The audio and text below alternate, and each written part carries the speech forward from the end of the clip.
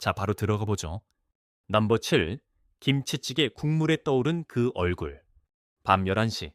편의점에서 사온 도시락을 꾸역꾸역 넘기고 있는데 벽지 얼룩이 꼭 사람 얼굴처럼 보인 적 없으세요?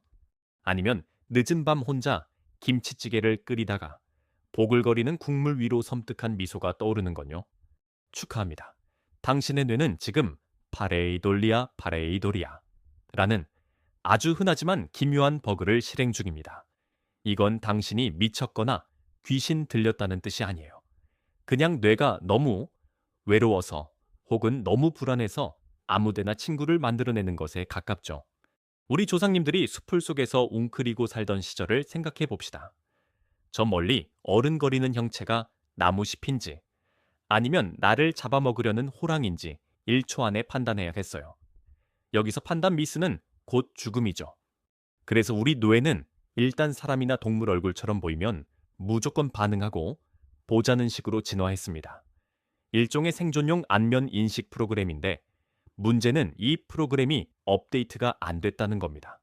너무 예민해서 구름, 커피 거품, 심지어 군대 내무반 천장 얼룩에서도 기어코 의미를 찾아내려 하죠. 당신의 뇌는 스마트폰의 자동 태그 기능 같은 거예요. 고양이 사진에 친구 이름을 태그하고 가방 사진에 사촌 동생을 태그하는 바로 그 바보 같은 기능 말입니다. 그러니 벽지 얼룩이 당신을 쳐다보는 게 아니에요. 당신 뇌가 그저 이거 혹시 사람? 하면서 혼자 북치고 장구치고 있는 거죠. 다음에 또 그런 얼굴을 보게 되면 그냥 뇌가 또 친구 사귀고 싶구나 하고 한번 웃어주세요. 그게 귀신보다 훨씬 덜 무서울 테니까요. 넘버 6. 옆집이 아니라 지구가 우는 소리. 자취방에서 혼자 잠을 자려는데 어디선가 정체불명의 웅 하는 소리가 들리고 괜히 등골이 서늘해진 경험 다들 한 번쯤 있을 겁니다. 보일러 소리도 아니고 냉장고 소음도 아닌데 심장을 미묘하게 압박하는 그 느낌. 혹시 귀신이 내는 소리 아닐까? 아니요. 그건 귀신이 아니라 초저주파음, 인프라사운드일 가능성이 높습니다. 인간의 귀로는 들을 수 없는 약 20Hz 이하의 소리죠. 하지만 귀로 못 듣는다고 해서 몸이 못 느끼는 건 아닙니다. 오히려 우리 몸은 이 소리에 아주 격렬하게 반응해요. 이 주파수는 우리 안구, 즉 누나를 미세하게 진동시킬 수 있습니다. 그럼 어떻게 될까요? 시야 가장자리에 정체불명의 검은 형체가 어른거리는 것처럼 보이게 되죠. 이게 바로 사람들이 그림자 인간 섀도우 피플을 봤다고 주장하는 이유 중 하나입니다. 눈알이 물리적으로 떨리면서 만들어낸 시각적 노이즈일 뿐인데 뇌는 이걸 보고 저기 뭔가 있다고 비상신호를 보내는 겁니다. 설상가상으로 초저주파음은 불안, 공포, 슬픔 같은 감정을 직접적으로 자극하기도 합니다.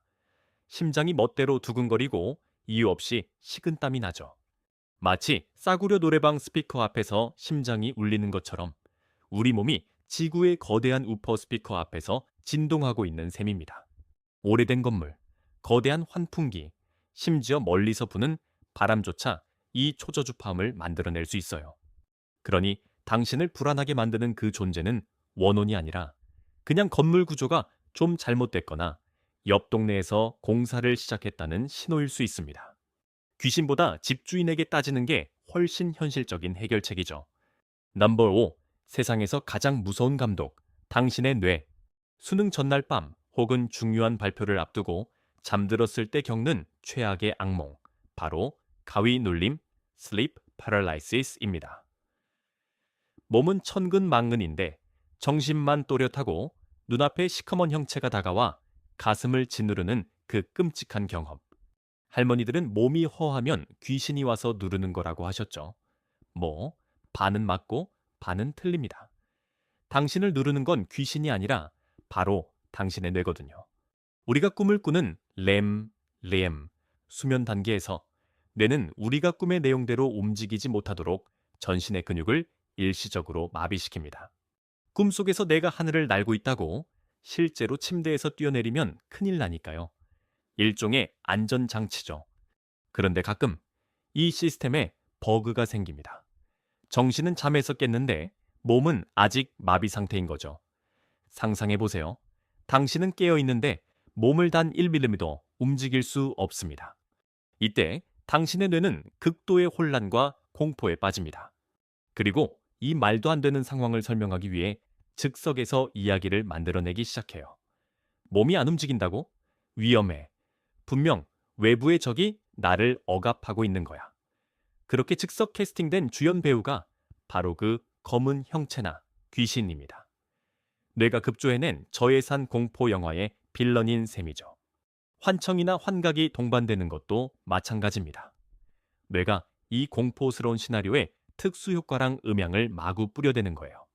그러니 가위 눌림의 진짜 공포는 귀신이 아니라 내 뇌가 위기 상황을 해결하겠다시고 차라리 공포 영화를 찍어버리는 그 대책 없는 상상력에 있습니다. 정말이지 최고의 크리에이티브 디렉터라니까요. 넘버 4. 스스로 귀신을 만들어내는 뇌의 갓겜. 친구들과 폐가 체험을 갔다고 칩시다.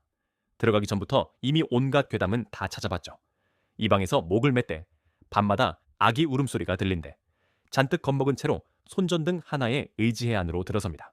그때 등 뒤에서 끼익 하는 소리가 들립니다. 바람 때문에 낡은 문이 움직인 것뿐인데 당신의 뇌는 이미 결론을 내렸습니다. 귀신이다. 이게 바로 확증 편향, confirmation bias. 우리 뇌가 저지르는 가장 흔하고 치명적인 버그입니다. 쉽게 말해 뇌는 자기가 믿고 싶은 것만 보고 듣는 고집불통이라는 뜻이죠. 당신은 귀신을 찾으러 폐가에 간 게 아닙니다. 당신의 뇌는 여기에 귀신이 있다는 가설을 증명하러 간 것에 가깝습니다. 마치 답을 정해놓고 문제를 푸는 학생처럼요. 서늘한 공기가 느껴지면 귀신이 지나갔어. 사실은 그냥 깨진 창문 틈으로 바람이 들어온 것. 정체불명의 얼룩을 보면 핏자국이야. 10년 묵은 곰팡이일 뿐. 뇌는 이 가설에 반대되는 모든 증거, 예를 들어 낡은 건물이라 소리가 나는 건 당연하다는 합리적인 생각은 쓰레기통에 던져버립니다. 그리고 자신의 주장을 뒷받침하는 사소한 단서들만 필사적으로 긁어모으죠. 이건 마치 K드라마에 나오는 무능한 검사 같아요. 이미 주인공을 범인으로 점 찍어놓고 그에게 불리한 증거만 수집하면서 모든 증거가 너를 가리키고 있어 라고 외치는 거죠. 사실 증거는 자기가 다 조작했는데 말입니다. 결국 폐가에서 당신을 공포에 떨게 한 건 원혼이 아니라 어떻게든 괴담을 사실로 만들고 싶어 안달이 난 당신 뇌의 눈물겨운 연출력이었던 겁니다. 귀신 입장에서는 정말 편하겠네요. 가만히 있어도 인간들이 알아서 겁먹어주니까요. 넘버 3. 분신사바. 귀신이 아니라 내 손가락이 한 일. 학교 다닐 때 한 번쯤 해봤죠. 분신사바. 친구들끼리 둥글게 모여 앉아 펜 하나를 같이 잡고 주문을 외웁니다. 분신사바, 분신사바, 오이떼 구다사이. 그러면 정말 펜이 스르륵 움직여 종이 위에 OX를 가리키죠. 소름이 돋고 우린 정말 귀신을 소환했다고 믿습니다. 하지만 미안하지만 그 펜을 움직인 건 일본 귀신이 아니라 바로 당신과 친구들의 손가락입니다. 관념운동 효과, 아이디어 모터 효과라는 현상 때문이죠. 이건 아주 간단한 원리입니다. 뇌가 어떤 움직임을 강력하게 기대하거나 상상하면 자신도 모르는 사이에 몸이 그 방향으로 미세하게 움직이는 현상을 말해요. 분신사발을 할 때 모두가 마음속으로 뭘 바라죠? 제발 펜이 움직였으면.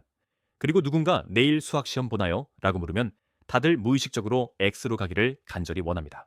그 간절한 마음이 각자의 팔과 손가락 근육에 아주 미세한, 거의 인지할 수 없는 신호를 보내는 겁니다.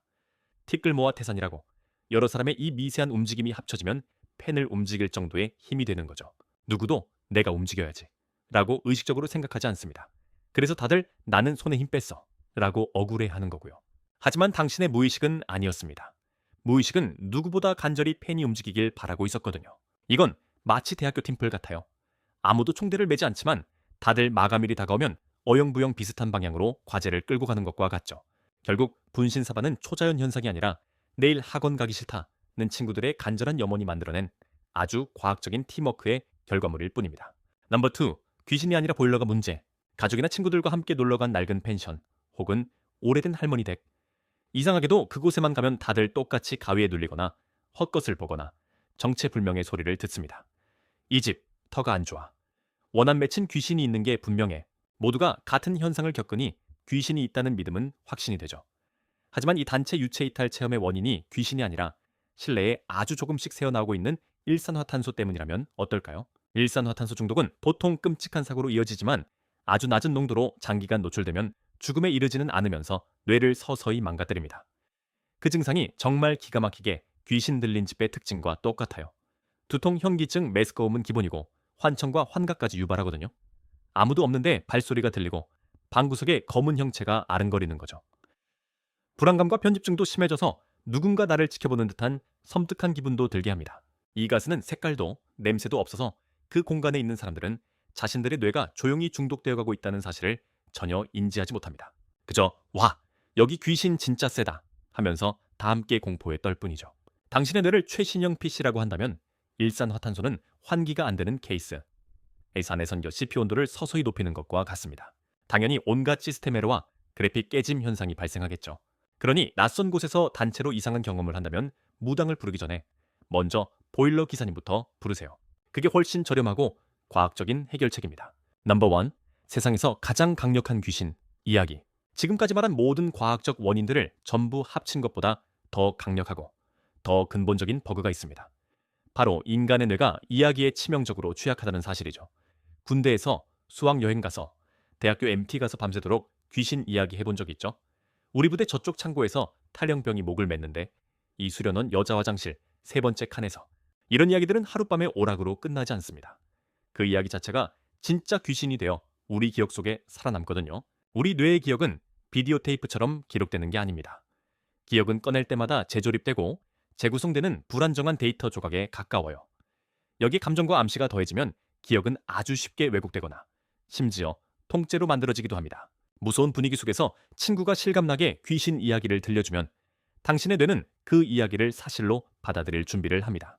그러다 바람에 창문이 덜컹거리는 소리만 나도 뇌는 그 소리를 이야기 속 귀신과 연결시켜버리죠. 나중에는 그때 진짜로 창문 밖에 누가 서 있는 걸 본 것 같아 라며 잊지도 않았던 사실을 진짜 기억처럼 착각하게 됩니다. 기억은 마치 위키피디아 문서와 같습니다. 누구든지 들어와서 내용을 살짝 바꿀 수 있죠. 무서운 이야기는 당신의 친구가 당신의 기억 위키에 익명으로 남긴 편집 요청과도 같습니다. 그리고 공포와 흥분에 휩싸인 당신의 뇌는 별다른 확인 없이 변경사항 저장 버튼을 눌러버리는 거고요. 결국 우리를 가장 강력하게 홀리는 귀신은 소복 입은 원혼이 아니라 바로 우리 입에서 입으로 전해지는 그 이야기 자체입니다. 그리고 가장 무서운 폐가는 버려진 병원이 아니라 언제든 해킹당할 수 있는 당신의 불완전한 기억 그 자체일지도 모릅니다.